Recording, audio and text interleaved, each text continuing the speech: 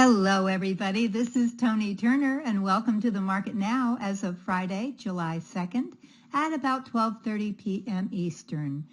Well, before we get started here, please know that all of us at ToniTurner.com wish all of you and your loved ones a very, very enjoyable Independence Day, 4th of July.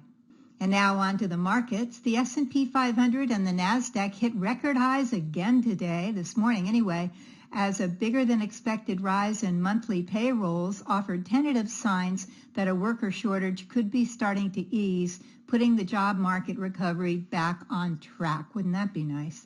The Labor Department's closely watched employment report showed non-farm payrolls increased by 850,000 jobs last month, as companies raised wages and offered incentives to draw millions of reluctant unemployed Americans back into the labor force. And on that good news, let's go on to three charts that could give us some insight into the week to come. Now, as we usually do, we're going to start with a daily chart of the S&P 500 SPDR, symbol SPY.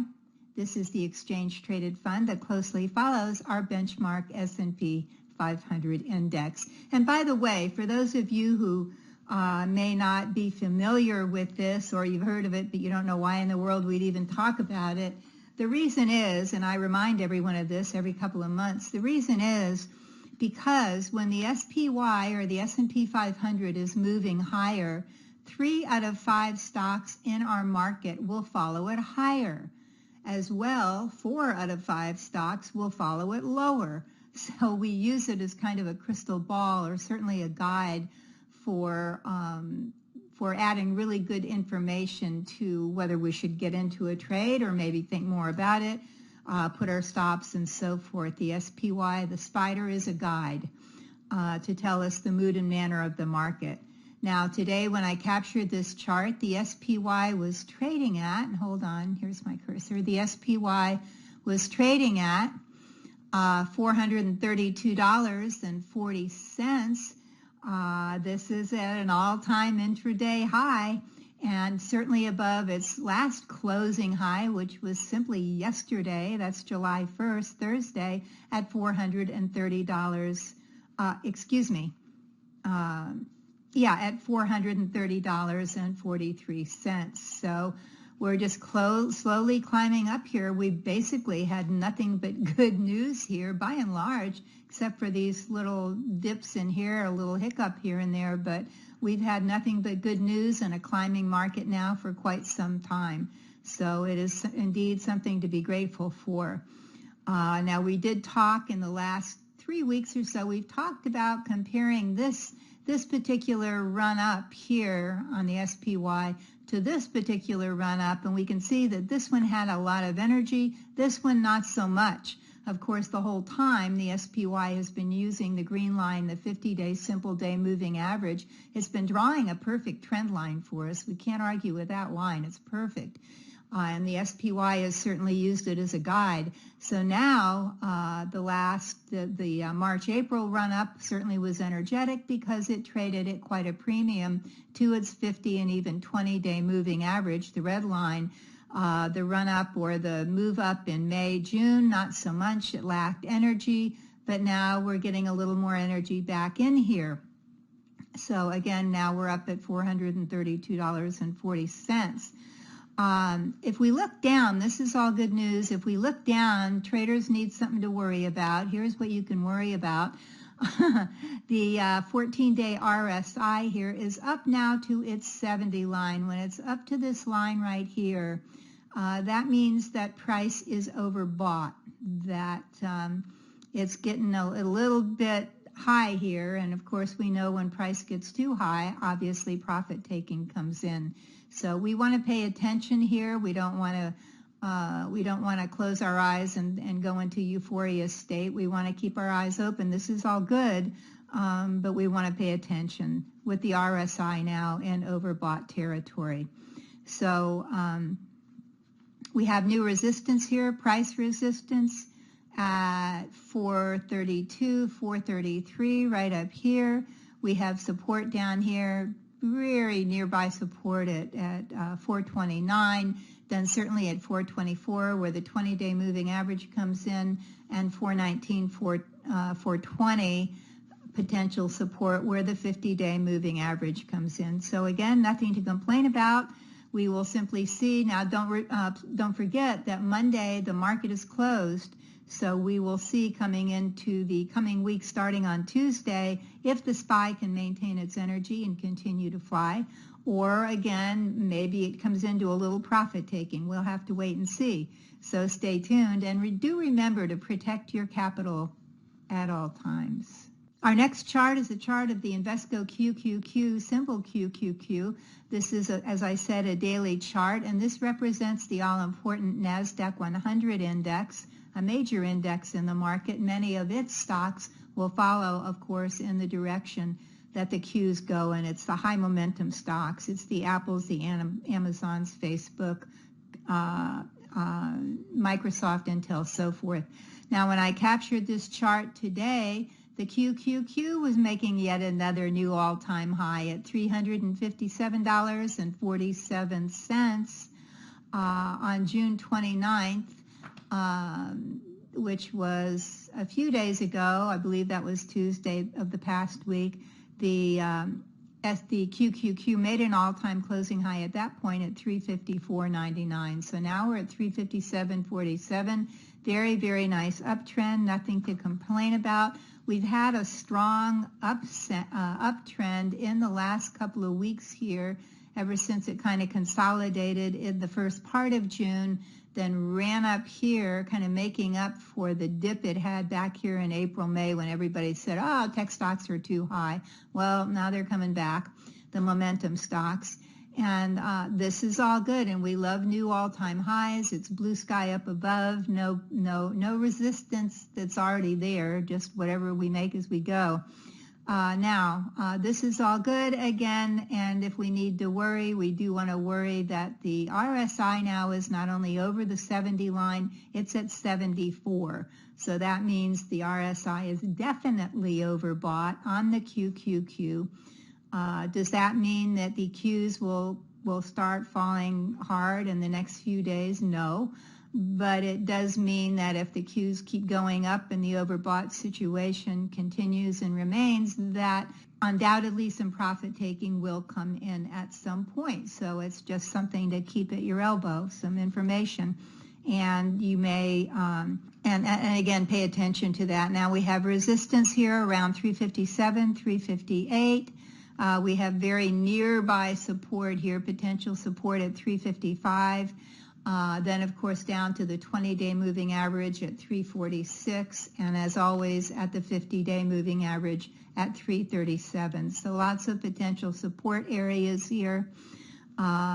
It's all good. Again, the RSI is overbought on the Qs, may see a little profit taking. So in the coming week, watch the Qs to see if it can break higher. If it can, that's good for momentum stocks. I am raising my protective stops on all of my positions. I want you to know that, especially my high momentum positions, because I'll tell you what, I don't particularly want to give back my profits. So on that note, let's go to the third chart. Now, this is an ETF, the Global X Telemedicine and Digital Health ETF, symbol EDOC. Daily chart, of course, we have not traded this or looked at it before, but I wanted to get into some new arenas here and see what's going on. And this one looks potentially interesting to me. The EDOC, we'll call it, has 40 holdings.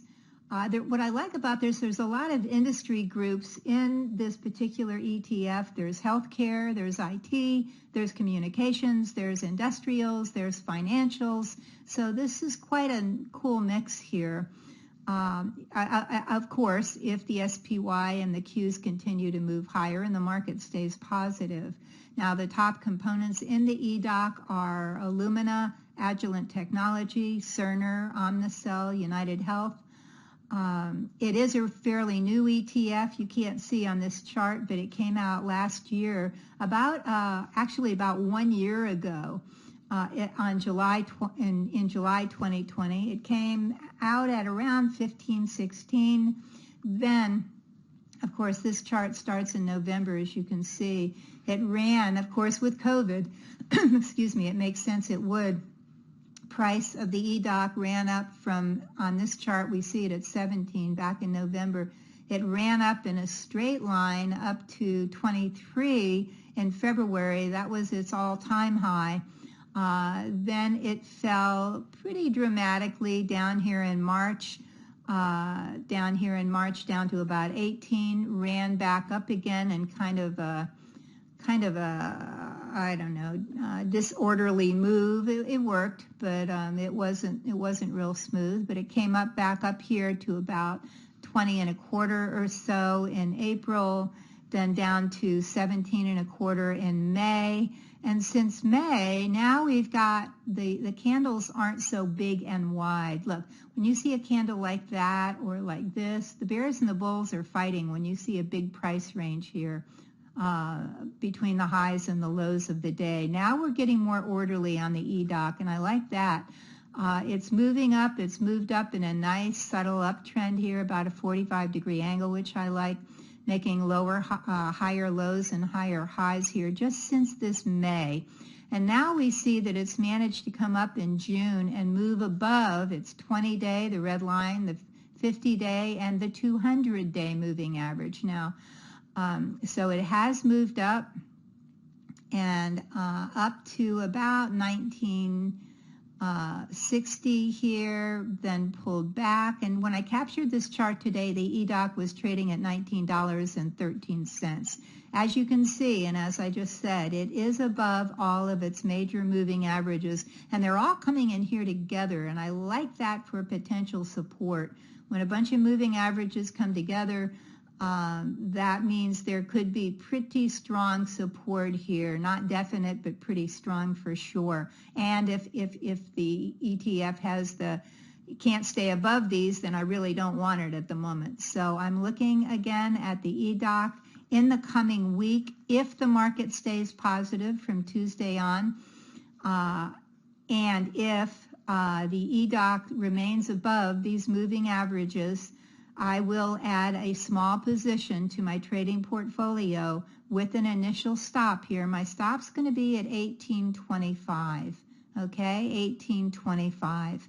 I'm not going to give it a heck of a lot of room. And if it moves up and goes above 1960 right here, I will add more shares to my position. And of course, by then, my stop will be a trailing stop.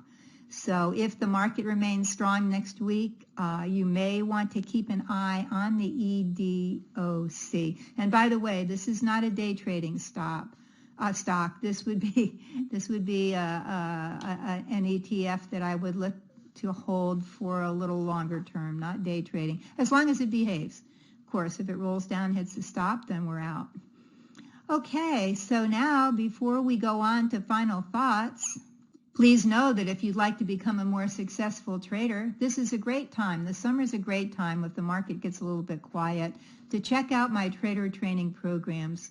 You will enjoy my straightforward strategies devoted to swing trading, trend trading, bottom fishing, and more. My programs are easy to understand, and they can help you increase your gains quickly and easily. To see all of my online training programs, simply go to the link on this screen, or even more simply, just click on the orange button below. And now, on for final thoughts. This is the saying I'm going to talk to you about for a minute or two here, a saying that I've used over and over in my life ever since I heard it quite a few years ago, and it's been the driver to help me overcome obstacles and achieve more than I knew I could ever achieve. And it's funny, why does this question work so well? Because if you really contemplate the question while holding the goal you want to fulfill in your mind, this question helps to eliminate your limiting thoughts. So the question is, how would you do it if you knew you couldn't fail? How would you do it if you knew you couldn't fail? So what is your question here? Well, what if we say, I want to become a consistently winning trader. I want to become a successful trader. And the first thing that usually comes into our minds are, you got to be kidding. Really. But if you really contemplate the question, again, while holding the goal you want to fulfill in your mind, this question helps eliminate your limiting thoughts. Well, hey, you think to yourself, if I knew I couldn't fail at becoming a successful trader, I would do this, and I would do this, and I would do this, and I would do this. And the ideas of how to succeed tumble into your mind, and you can actually feel the excitement rising. Now, without this question, when we observe a steep hill in front of us or something that looks just too big to achieve, the limiting negative ideas usually always take over. The voice in your head says, are you kidding me? You're not smart enough. You're not good enough. You don't have enough time. You don't have the training, and on and on and on. As Pogo, the comic strip character, says, we have met the enemy, and the enemy is us. So if we agree that at sometimes we can be our own worst enemies, then we can overcome that by holding the how would I do it if I knew I couldn't fail approach in our minds. Well, heck, if I knew I couldn't fail, I would do the right thing because I would start planning.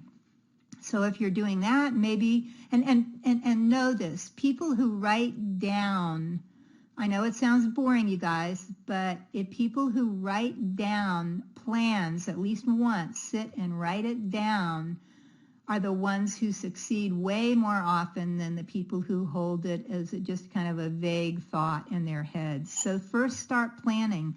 Write down a realistic business plan for your trading business. How much money do you have? What's the most money percentage-wise of your capital that you can afford it to lose without it affecting your life? Write that down too. Next, write down your trading style. What's your trading style? Are you a swing trader, day trader, core trader, trend trader? Or maybe you're an investor. And then detail your strategies. Just write down. It doesn't have to be fancy, but write it down. What setup do you use? Do you use my Sleeping Tiger setup or another good setup you learned somewhere else? Maybe you have 2 or 3. Write down your risk-reward management. I always exit trades when my stock falls 3% below the 50-day moving average, or whatever you use. Keep writing until you have a basic plan, and then, just as important, target the day you will begin to trade using this plan and knowing about this plan and reading it once every morning before you start. Target the day. It's not enough to write it down. Are you going to start tomorrow? Are you going to start Monday, Tuesday, Wednesday? What day are you going to start? And then do it. So when you decide on a realistic vision or goal, it is so natural for obstacle thoughts to crop up. But this way, when they start, you can combat them by saying, hold it. How would I do it if I knew I couldn't fail? And that flips your mind from negative to positive, and all the positive thoughts flood in and keeps you on the path to success. Finally, please know that if you'd like to become a consistently winning trader, this is a great time to check out my trader training programs. To see all of my programs, simply go to the link on this screen, or again, click on the orange button below. Until next week, very happy 4th of July to you. Keep green on your screen. I'm Toni Turner, and this is The Market Now.